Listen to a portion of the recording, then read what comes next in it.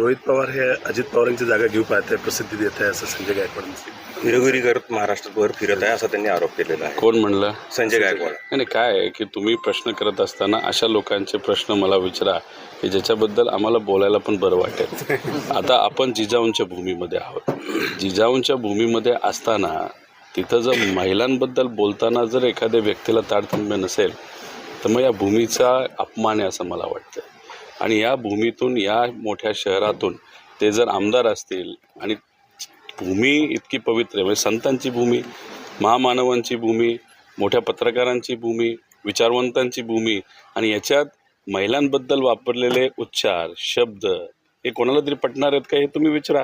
त्याच्याचबरोबर तुम्ही बोलत असताना महाराजांबद्दल बोलता आणि बोलता बोलता तुम्ही महाराजांचा पण अपमान करता, ही त्यांची लायकी आहे. त्यामुळे अशा लायकींच्या लोकांबद्दल आपण बोलून न तुमचा, न ऐकणाऱ्यांचा, न माझा त्याच्यामध्ये वेळ गेला पाहिजे असं मला वाटतं. संजय